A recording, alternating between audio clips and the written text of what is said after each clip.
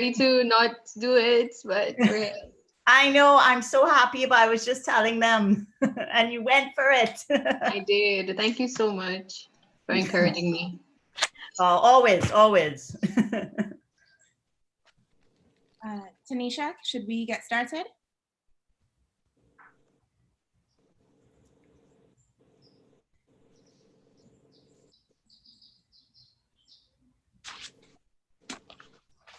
Tanisha, let us know.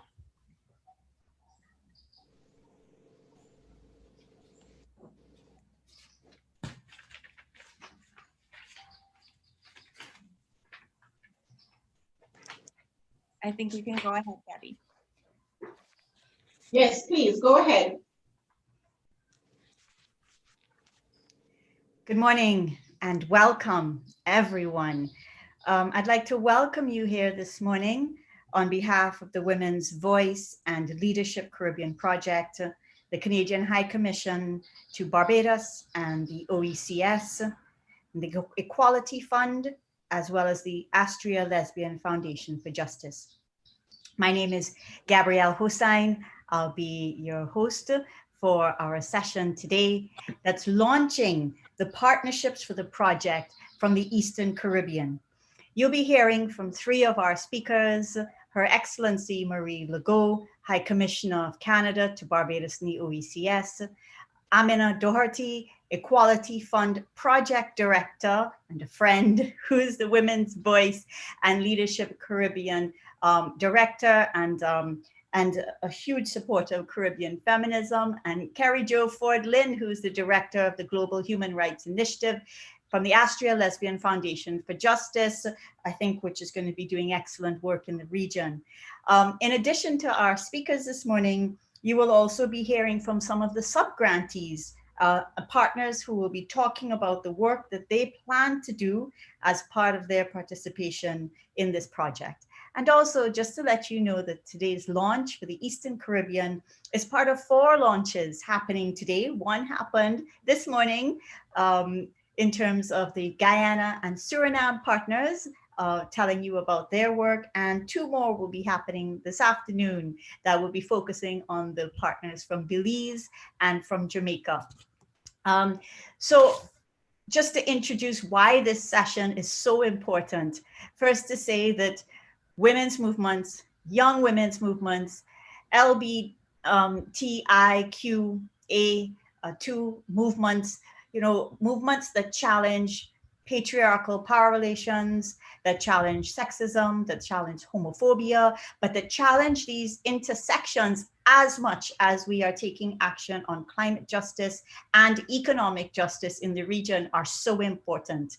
And what we found across the region, across Caribbean history, is that women's movements have been the most radical, the most revolutionary, the most progressive movements in the region that have pushed the region to the kind of politics that represent the real vision for emancipation that has been our long struggle for freedom.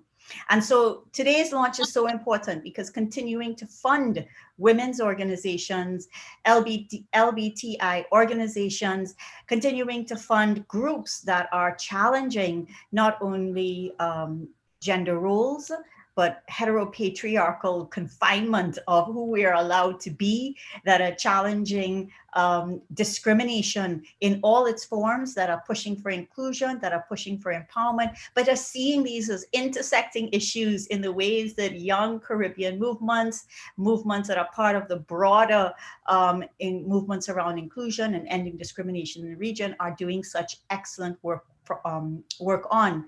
And I have to say, speaking for you today, how proud I am to be speaking to you from the region, because you will have met in other sessions this morning, as well as in this afternoon, such excellent organizations that you will think that the Caribbean is among the most active and progressive places in the world, with so many people doing work on such shoestring budgets and with such personal passion driving it.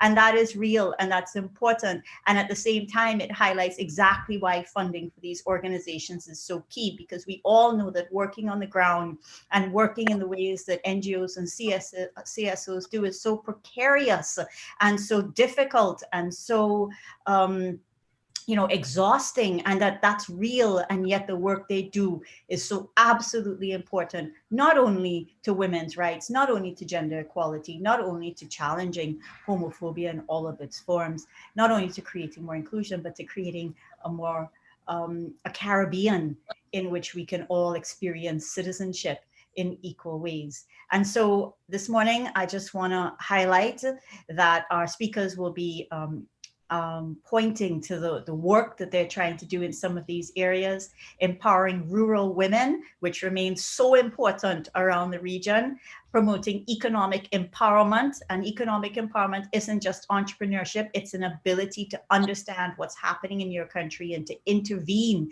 in terms of economic decision-making. The issues of family violence and trauma that remain so significant, as well as, of course, the support that we should give to issues of women's leadership. Speaking from the Eastern Caribbean, our sister isles, where climate change is an increasing challenge, we're also going to be keeping in mind that these are issues that are on women's movement's radar. And here now to talk to you about these issues of funding and how important it is, movement building, and how without women's organizations, the Caribbean will not be able to make the strides that we would like it to do, and the strides that we are working so hard to enable it to make, and the forms of justice, the intersecting forms of justice that I think these organizations are absolutely at the forefront of leading. So our first speaker this morning, Her Excellency Marie Legault, High Commissioner of Canada to Barbados and the OECS, is here to bring you greetings. High Commissioner, you have the floor.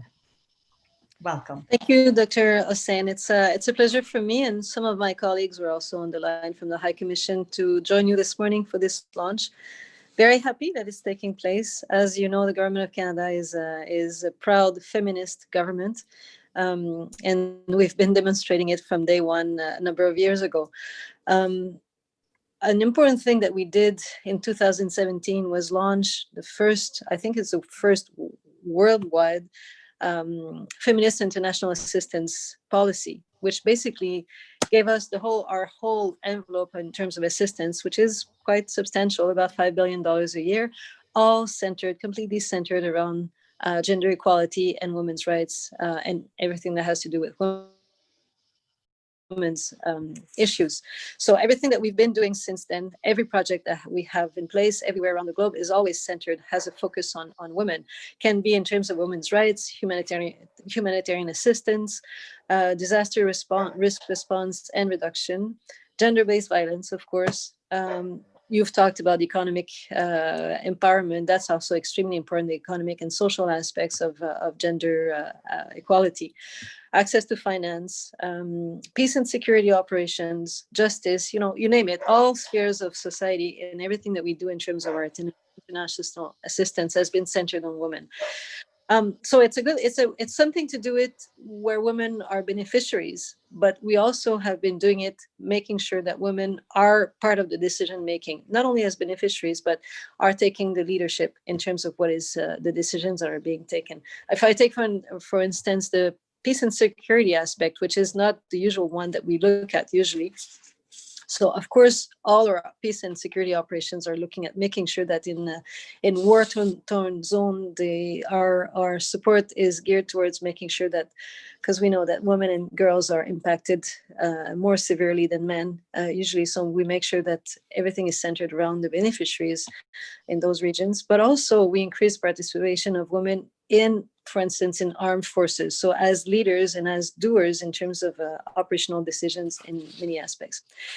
So today we are here talking about a project that is specifically geared towards organizations. So we've put in place $150 million to support women's organizations around the globe, to make sure that networks are being supported, and that these organizations who have been doing, as you say, tremendous work everywhere, but sometimes in isolation and with not always with enough means, now can have the support to go beyond and to be more efficient at what they do, and also to link each other.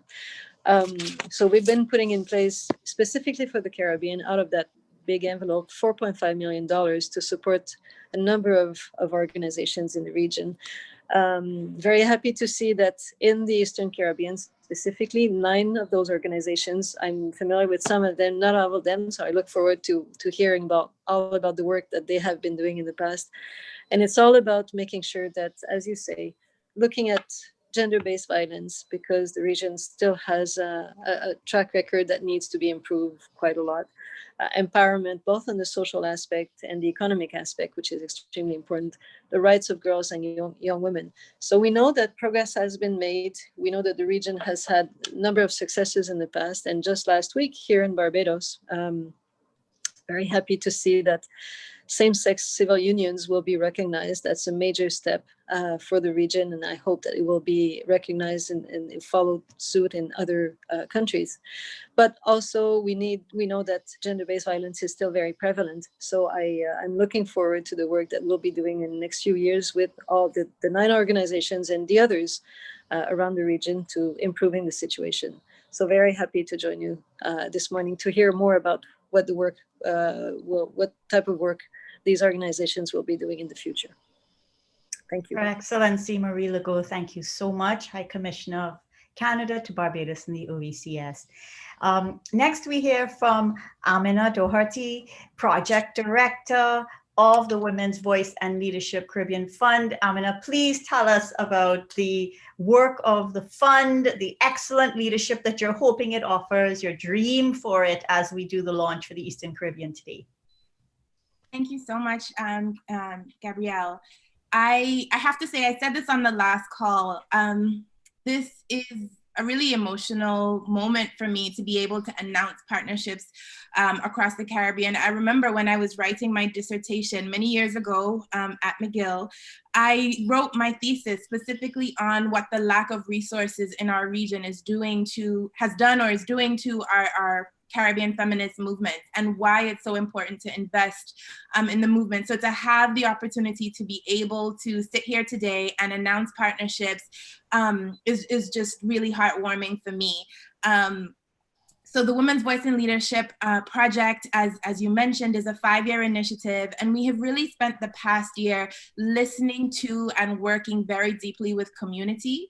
So the approach that we take is a feminist approach, and that's one that really centers the voices of movements, of communities, and that's why we're really excited to be launching it in this way. We organized a convening last summer in Antigua that brought together roughly 30 participants from around the Caribbean to hear from folks, what is it that folks need in regard to funding? What are the issues that need to be lifted up and supported in a way that will really be transformative for the region. In addition to that, working very closely with young Caribbean feminist researchers, asking the question, where is the money for women's rights? Where are the resources that can be able to support specifically feminist organizing, feminist approaches? Because we know that there is a lot of support that happens more broadly in development, but we know that as feminists, the approach that we take is one that is intersectional. It is one that really looks at the intersections of class and race and identity, and that's something that's so important to the way that we organize, not just in the Caribbean, but globally. So we're excited to be, and often we're referred to as implementing partners, and we, both Estrella and the Equality Fund, we think of ourselves much more than implementing partners. We, want to have an approach that really gets in there. We get in there and we get involved and we support and we listen to the needs of all of the partners that are involved. And one of the things that you mentioned was around the incredible need. And I think back to January of this year, before all of this pandemic and all of these things hit. And we launched the call for proposals. We encouraged groups to submit expressions of interest. And we had over 70 expressions of interest submitted. So for folks that say the Caribbean feminist movement isn't active, I really challenge that, because I think that shows how great the need is. Ultimately, We're supporting 27 partners from around the region, and you'll hear from some of them today. But I think what we heard loud and clear is that groups really need the support. As you said, groups are working on shoestring budgets. One of the things that we heard in the process of our design and build are groups that are saying 75% of our staff are not paid. They're working as volunteers. That's not sustainable. And so, you know, one of the biggest things that's part of this process is to think about how can we build resilient, sustainable funding for the region that even beyond this 5 years continues to support the work that we know needs to get done. The last thing I'll say, I guess, before I pass it on to my colleague, Carrie Jo from Australia, is I really want to emphasize why it's important to support a feminist approach to funding. And there are a couple of key facets, I think, that make up what a feminist approach to this work is. It's an approach that's flexible, so it recognizes that when a pandemic hits, if an organization said that they were going to be providing training and services and has to pivot and redirect funding, that's okay. That's the nature of flexible funding, and we have to be willing to support that. I think another key aspect of what it means to be a feminist funder is to provide core support. And we were on a call with partners yesterday where folks were saying, you know, do you know how rare it is to have funding that can, you know, keep the lights on in our building or even pay the rent so that we can keep our space or so that we can keep individuals who are at risk safe? You know, core funding is one of the main facets. And we say we trust organizations to do what they want to do, what they need to do with the resources that we provide. The last thing I'll say, I guess, is really the importance of cross-movement work. And I think that that's evident in our partnership with Australia to say across movements, we are coming together to really create spaces for networking and alliance building, to create spaces for you know, mainstream women's rights organizations to engage with the LGBTIQ community, to really push our movements to engage on the issue around climate change and climate justice, for us to think about, you know, what does healing justice look like in our movements? We hear from activists who say, we are exhausted, we are at the front line. You know, our rights are being rolled back every single day, we are exhausted. And so to center an approach that looks at healing justice, that looks at restoration, I think that's what I'm most excited about. And of course, I would love for the partners to share more about who they are and what they do, but I'll hand it over to Carrie Jo. Thanks, Amina, and thank you to Gabby for this moderation, and thank you all for being here and joining us today on this call. We're so very excited to be at this point in the programming. My name is Carrie Jo Ford Lin. I am with the Australia Lesbian Foundation. I'm the director of the Global Human Rights Initiative there, and my pronouns are she and her. And while I live in DC, I am home in Jamaica, and I'm so happy to be here, considering everything that is happening in the US at the moment. So it's really good to be home. And, you know, it also is a homecoming in that it feels very much like Australia and Equality Fund, you know, the Equality Fund are sisters and aligned in so many ways. We have very similar approaches to our feminist funding. And while, you know, we may not all identify as feminists, you know, the practice of feminist funding is so very critical to the ways that we've been doing the work over the last 40 years. You know, we have supported feminist LGBTQI-led grassroots organizing. And we are really happy to partner in this way in order to expand our support in the Caribbean and building feminist power here. You know, both of our organizations have a really rich history in human rights movements across the globe. And it is similar to Amina, it is so very meaningful to be home in the Caribbean and working on a program that feels so well suited to our personalities, to who we are as a people, and you know, and to really support movements in their own priorities and with their own objectives. Now more than ever, it feels very critical for coordination between and alignment in approach across funders, you know, to be so important because we're facing so much uncertainty about the future, not just because we, each year are faced with such the effects of climate change. We have the most active hurricane season this year, and it's not finished, but now we also have COVID and grappling with COVID-19 and the impact of that. In the Caribbean also, the nuance is so important. As Amina mentioned, it's not just the what, it's not just the money, it's not just the funding, but it's the how, it's the methodology. And we have partners, and we heard from them at the Antigua convening, who have turned money down that they absolutely needed to pay staff to keep their doors open, to continue their advocacy. They've turned money down because the funders were not aligned with their ways of working. They asked for, organizations to do things that were not aligned with what they felt the priorities were. It wasn't quote unquote good money. And so, sometimes it's not just about providing the funding, it's how you do your funding. It's how you form partnerships. And we tend to grapple as funders. I've been on the other side of it, receiving funds. We tend to grapple with tensions, a shared understanding and language, while also balancing what it means to have collective care and individual care. We're often working ourselves to the bone to meet all these requirements and still not able to move our work forward and getting burnt out. And then, having to do a lot of caretaking of our families, of our community. And, programs like the Women's Voice in Leadership, I don't think it could have come at a more critical time. The model of partnership and programming really is best suited to meet this moment. And in fact, any moment. And it represents what it means to have authentic and sustainable partnerships based in relationships of trust. With all that being said, we still have to acknowledge that there is power, there is privilege, there is a reckoning that we're going through in these times, between our colonial past and the futures that we want to create for ourselves. But what is truly remarkable about partnerships like this is that they start from a place of dialogue. They start from a place of consultation. It is participatory, it is collaborative, and it doesn't require us to sacrifice who we are and our well-being in order to do the work we know must happen.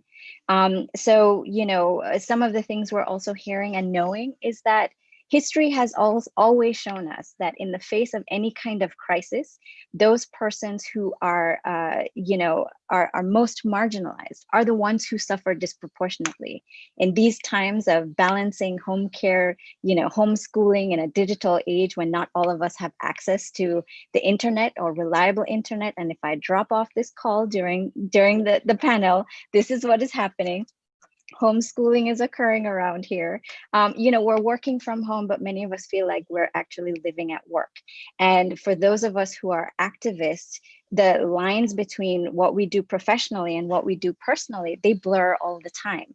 Our identities are the work that we're doing, the advocacy that we're doing. And when we do not have access to funding, when we do not have access to the resources that we need to adapt and to move forward, that makes it even more challenging. And so one of the things that the Women's Voice in Leadership programming is enabling us to do is to really have a conversation about what the needs and priorities are as it relates to access, reliability, and adapting. I mentioned on the last call that we're on that Jamaicans say, you turn your hand, make fashion, which means that we always find a way. We get creative, we get innovative, and we are finding ways to break isolation, to disrupt systems, to get in touch, to find community, even if it is virtually.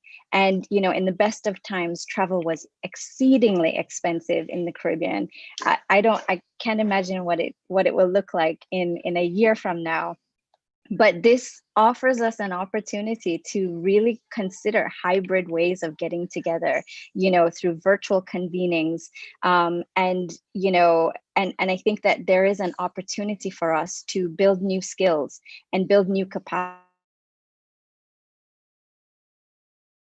it starts with trusting our partners. It starts with listening to our partners, and it starts with supporting them in their own self-determination and the things that they believe are priorities. So on that note, I'm going to pivot us over to actually introduce our wonderful, amazing WVL partners. Not all of them could be on this call today, but the ones that we have with us, they represent such an amazing body of work, and I'm really thrilled to be introducing them today. The first person that we'll introduce is Marilyn Richards from the Dominica Planned Parenthood Association, and each group will have about 1 to 2 minutes to talk about their work. Okay, good morning, everyone. I hope all you all are doing very well. Okay, I am Marilyn Richards, and I am the Executive Director of the Dominica Planned Parenthood Association. The acronym DPPA, we were established in 1976, so that's a long time ago. We are the only association on the island focusing on sexual and reproductive health.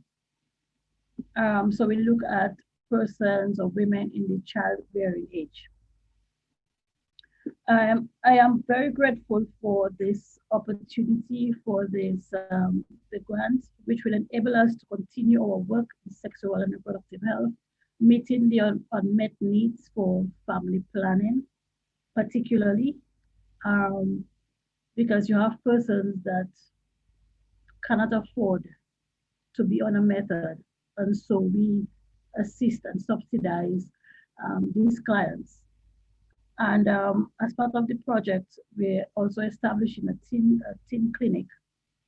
And we're doing for young girls who have dropped out of school because of pregnancy or the experiencing financial difficulties.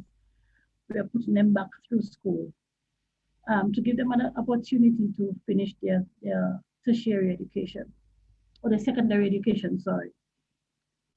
So that is one of the things that we plan to do on this project, and to continue our work in sexual and reproductive health. Thank you. Thank you, Marilyn. Next, we have Neka Nicholas from Intersect in Antigua and Barbuda.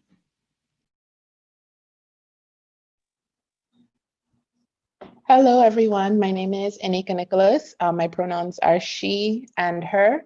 I co-founded Intersect along with Sarah Ann Gresham in 2015. It was just the two of us. And I like to say that we ran our organization on thoughts and prayers for the last 5 years. We started as a safe space online for the queer community in Antigua to come and, be able to offload and just have formed community with other queer persons in Antigua and Barbados. So it was a private group. We kept it very safe. We respected anybody who wanted to have like an anonymous identity because they were not out yet. In 2015, in that same year, we collabed with the Directorate of Gender Affairs to do a street rally. And we got the local students involved from some high schools and the Antigua State College. And we had signs speaking about consent, human trafficking, rape. We did sensitization workshops with these students as well. And we continue to do that.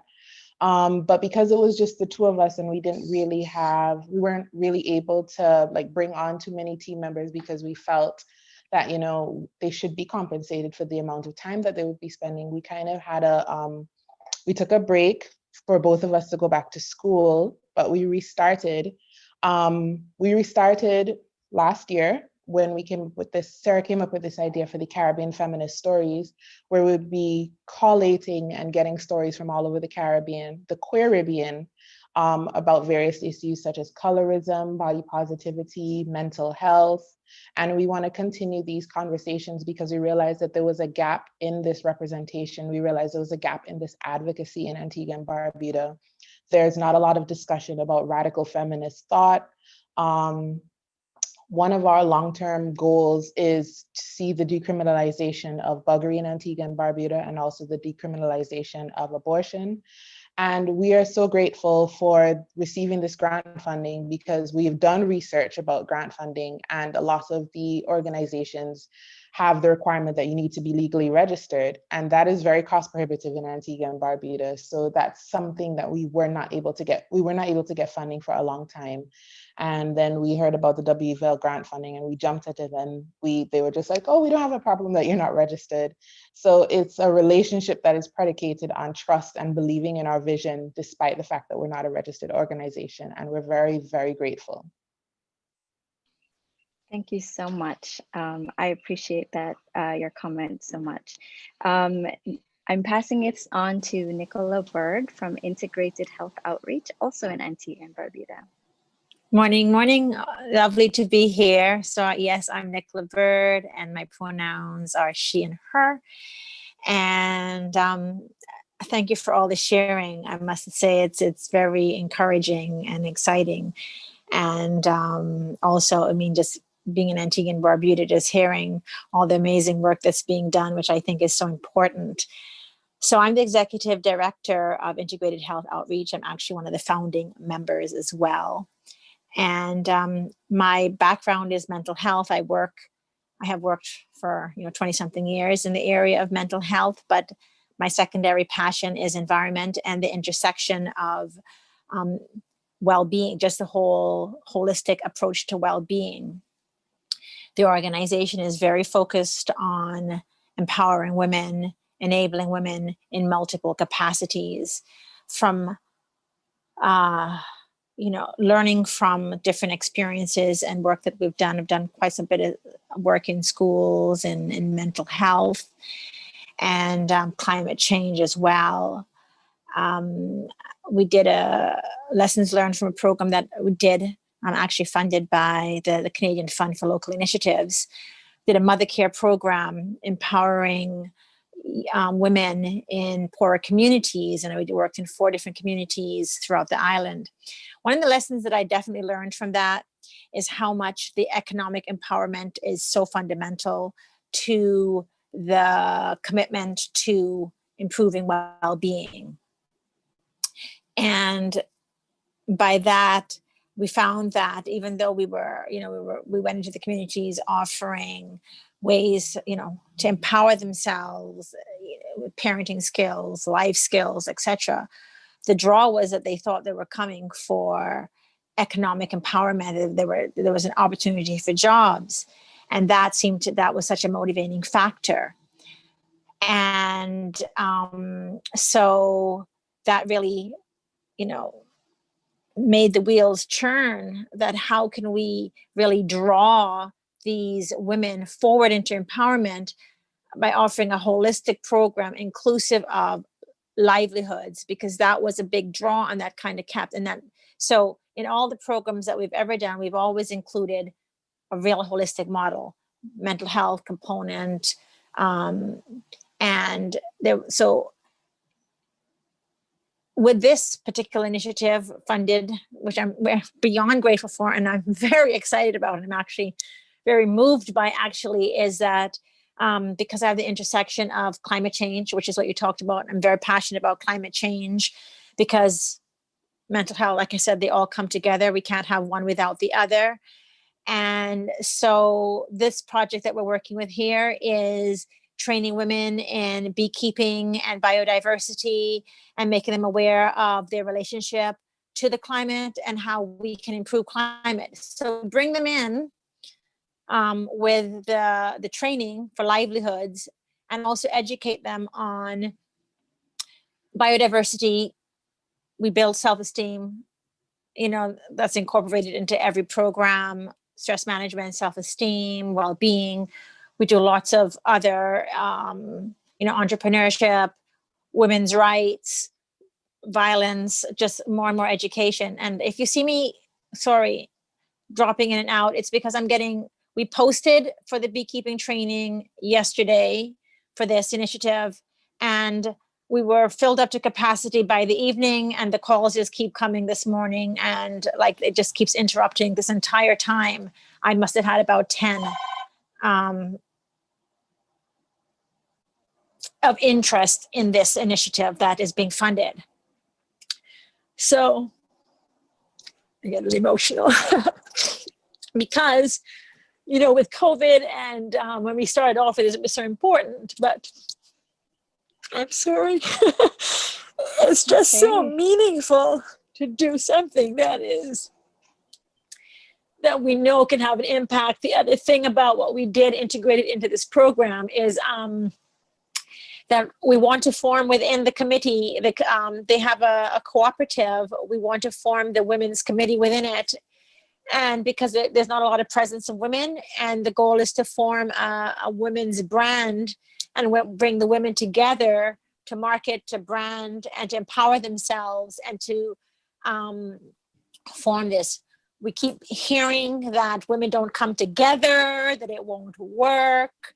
And I don't believe that. I believe that if we start the program from the very beginning with the idea that we're coming together as a team and we need to work, so you start, you don't wait to the end, you bring them asking to partake in a community and a committee, that we train them to understand how we need to work together to women to, for conservation, for livelihoods, and that as a community we can work together. So obviously this is very meaningful to me and to the community and to the organization, and the response just tells us how great the need is for this.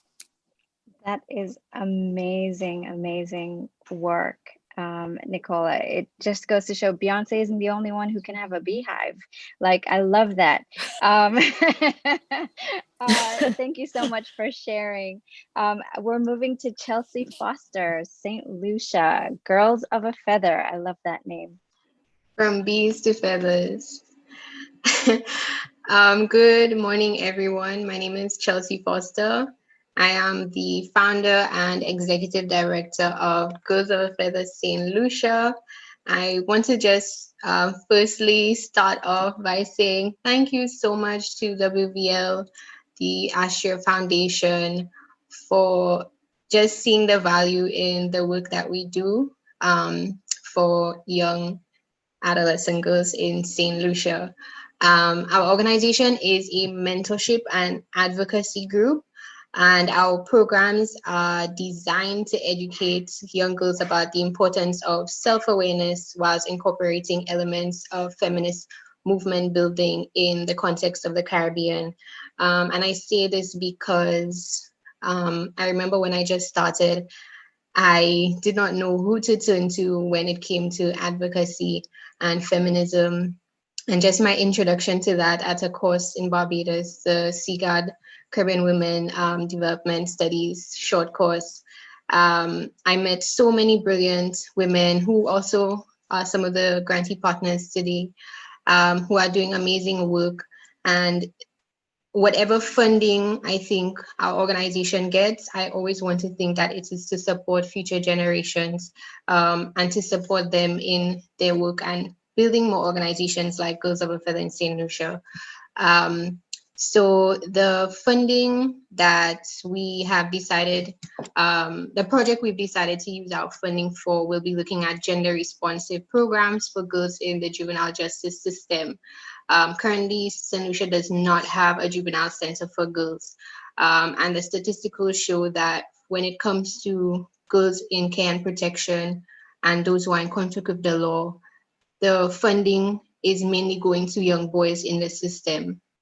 And there are very few programs that meet their needs in terms of whether it's leaving a transition home or continuing school or providing some sort of economic support for them. There's just a lack of that, particularly trauma and mental health and coping with what they've been through. So we're hoping to develop some research on what the gaps are in our first phase. In our second stage, looking at actually designing community-centered and girl-centered responses, because right now our laws state that there's one particular department in St. Lucia, government agency, that is responsible solely for taking care of these girls. And we realize that you have 75 to 90 cases of sexual harassment annually, and you can only house 12 girls at a time, and there's a lack of partnership between grassroots organizations and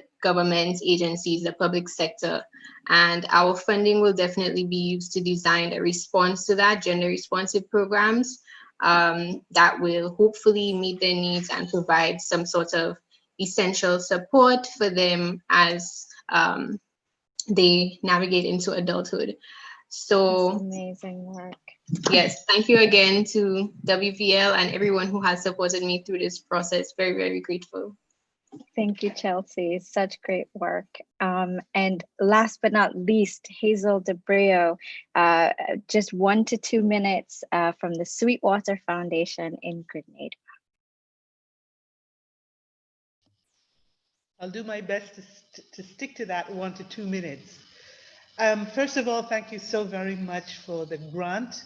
And Amina, especially you, thank you for the support through this process.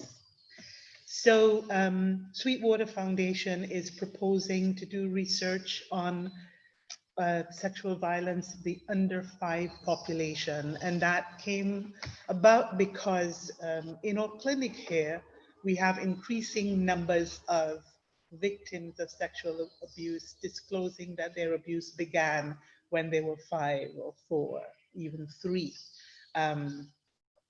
Almost all of the abuses began in around that age.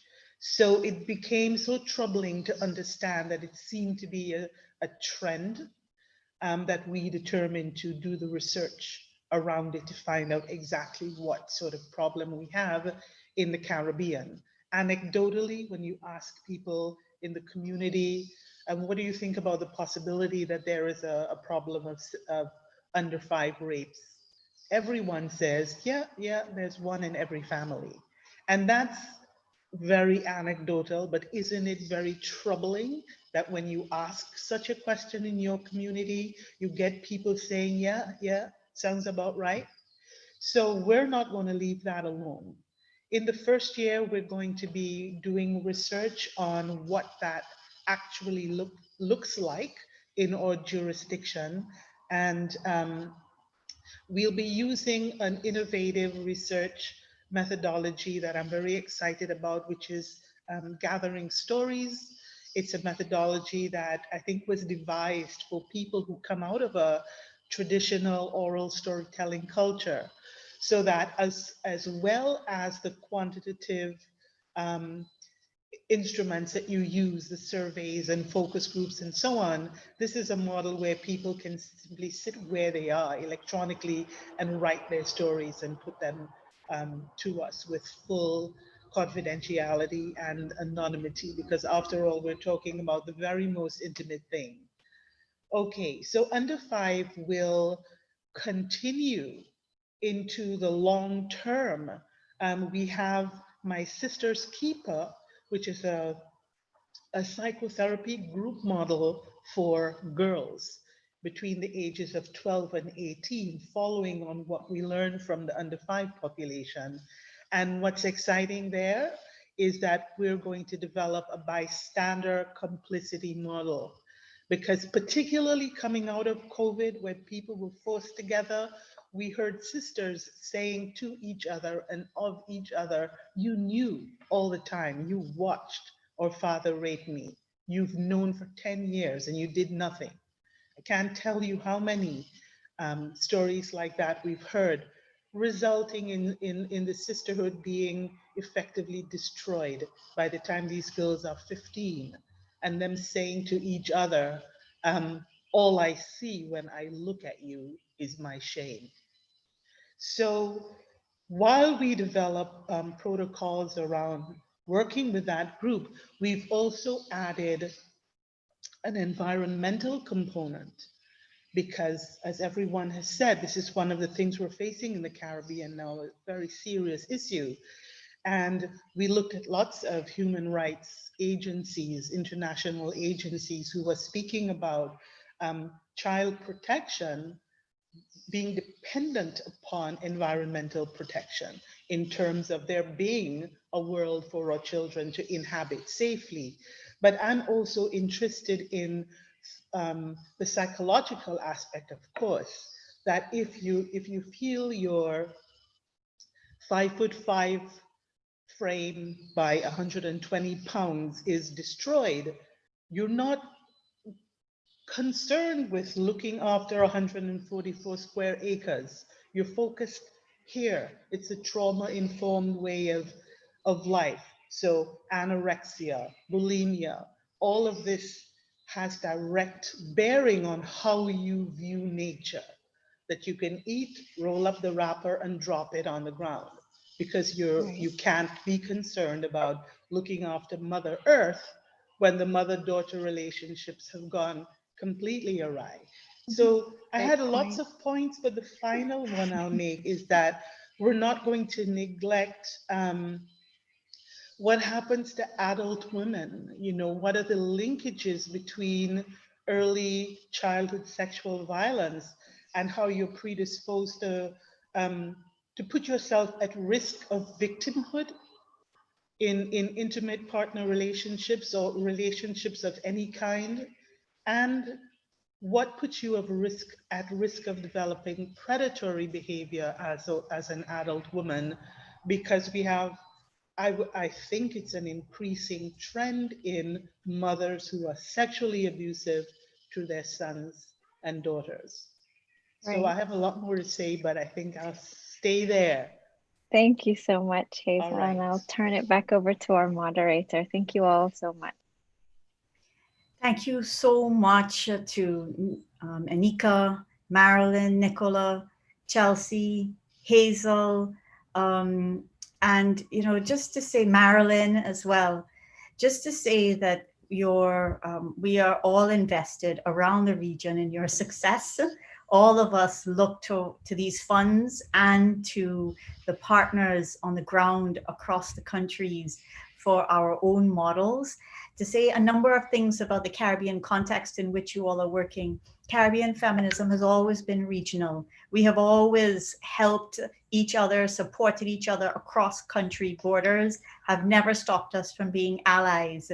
And so Hazel, Chelsea, you know, Marilyn, Anika, all of you all, I hope that as well, that the Institutes for Gender and Development Studies around the region can be your partner in helping to bring the institutional power of the UWI to your assistance as much as we can also bring it. And so, you know, when you're a leader in the way that the Women's Voice and Leadership Program is being, what you're actually doing is bringing an entire movement and strengthening an entire movement and all the allyships that already exist. And so it's not just about one partner, it's about strengthening all of those networks.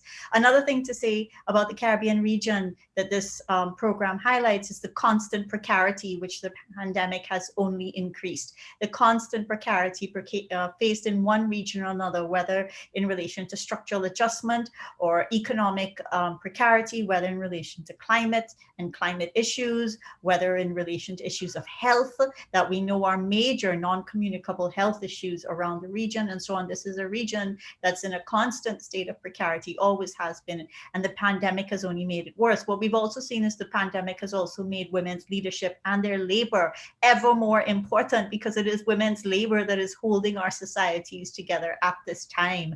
And so empowering feminist organizations and feminist women to be fearless in being able to bring women together on terms that are truly empowering is absolutely crucial. Finally, I'd like to say, you know, what I hope that you all will be able to do is not only provide the leadership to the rest of us, regardless of whether you're 19 or whether you've been in this work for 20 years, leadership is the work that you're able to do and the excellent example it provides for everyone else. But to keep in mind that the connections around the regions that this program can continue to strengthen, that we are always connected across Ghana, Suriname, the Eastern Caribbean, Belize, Jamaica, Trinidad and Tobago, that is the strength and has always been the strength of Caribbean feminism. And so strengthening that intersectionality, strengthening that cross-cutting approach. There hasn't been a single time that women's movements in the Caribbean have not been addressing 5 intersecting issues simultaneously. That's how they've worked from day one. on, and it's amazing to see that being supported today. It's also amazing that the kinds of institutional requirements that have been demanded traditionally of feminist organizations and feminist groups on the ground are not being demanded now, and that is a real source of support. I mean, such an important one. And finally, I'd like to say something that has stood out to me in this process, in the context of this launch, and that's the process of listening, that there has been a lot of listening, and that is rare for groups on the ground to experience from funders. And setting that up as a model is perhaps the most important thing that you can do, because it means it makes us all listen to each other, makes us listen to ourselves. We're all talkers, but for us to kind of stop and practice a politics of listening is an incredible way to continue to support and sustain a resilient Caribbean feminism. So I would like to just wish our funders, the absolute best, and say we're rooting for you around the region. We're rooting for this fund and its politics and the intervention it makes. And I would like to just leave with an opening to our speakers, Her Excellency Amina, Carrie Jo. If you would like to end with closing comments, you have, this is your moment. High Commissioner, would you like to end by saying any words? Thank you, Dr. Hossein. Well, much has been said, and as you said, we talked about networks, we talked about the importance of listening to each other. We talked about the impact of COVID in this crisis, and what I would say is that this has been work in the making that has been taking a little bit of time to put together, but I think it is very adequate that it is now that it happens. Perhaps, every time is adequate, but right now we know the COVID pandemic has had a bigger impact on women. As you said, women are the center of this pandemic in terms of the services that most of women provide, but also the impact in terms of job losses and so on. So, we don't always can make sure that we have the right timing, but I think that this is the right timing for this project. So I'm very happy, and I look forward to the work that the organizations that we heard today, the 5 organizations and the others that are in the region, will be doing in the future to empower women and girls in the region. So thank you. Thank you so much. Amina? So just a few final words. I just want to say thank you to everyone who had a chance to share their work today. I want to really lift up and thank Global Affairs Canada for believing in this vision and for trusting us as organizations to be able to embody a feminist approach to the work, to be able to listen, to be able to work closely, to be able to partner. And for those folks that are listening in or watching via live stream, if you want to get a better sense of who these partners are, these 27 partners across the region, please do check out the Equality Fund website, equalityfund.ca. And you'll find the Women's Voice in Leadership Caribbean page where you can learn more about the partners. And I just wanted to just say a couple of things just before I close, just in terms of, this work is much bigger than all of us that are here. I think of all of the incredible leadership and voice that has come from folks like Peggy Antrobus, folks like Roberta Clark, Tanya Haynes, Judy Wedderburn, Alicia Wallace. This work, although we are funding in ODA eligible countries, this work is coming from feminists that are based in Trinidad, artists, creatives, believers. All of this work is being supported by activists and work that's happening in the Bahamas and in Barbados. And so we see this work as a collectively held regional process. We hope it's the start of much more, and that we can continue to sustain feminist movement building in the region. So thank you so much, and thank you for being an amazing moderator, Gabrielle. I'll leave it to Carrie Jo for final comments. Thank you so much, Amina. And just it's so wonderful to be in fellowship with everyone here and to be in such great alignment. One of the things that I would say is that, when I was reflecting on what it means to be a feminist, but also to fund in a feminist way, it also means that we take on a feminist approach to reflecting and learning. So it's not so much about the numbers, it's about the stories. And many of you have talked about these stories of change, of transformation, of the lives that are actually being changed through your work. much of it unpaid labor, something we're very, very accustomed to. And, you know, some numbers that matter to some funders are around, you know, when you see movement by Prime Minister Motley on same-sex civil unions, you know, Williams Institute research shows that if you move just 1 point on a legal scale for inclusion of LGBTI communities, that represents a change in your GDP of $2,000, 2,000 US dollars. That's a significant number, but you know, we're also concerned about the stories and the lives behind those numbers and what it means when you have more money and more access to healthcare and less stigmatization in the labor market as a result of inclusion. So one of the beautiful things about the WVL is that we started from a place of inclusion. We started from a place of talking about women's rights organizations and the LGBTIQ community, sex workers. It wasn't an add-on. It wasn't, oh, we should be considering it as part of. It's one conversation, and the intersectional approach, the intergenerational approach, the fact that we have visionary young leaders as evidenced on this call, it is inspiring, and what it leaves me with is a lot of hope. It is a lot of hope for the future, and I am deeply grateful to Global Affairs Canada. I'm deeply grateful for the partnership and the vision of the Equality Fund, and the leadership, the journey that we've been on, the journey that we're about to embark on. And thank you very much, Dr. Gabby, for moderating us today.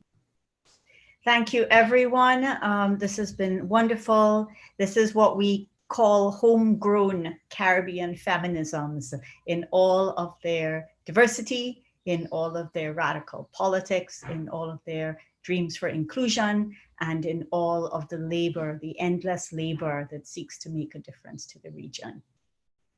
Thank you all. Thank you, everybody. Take care.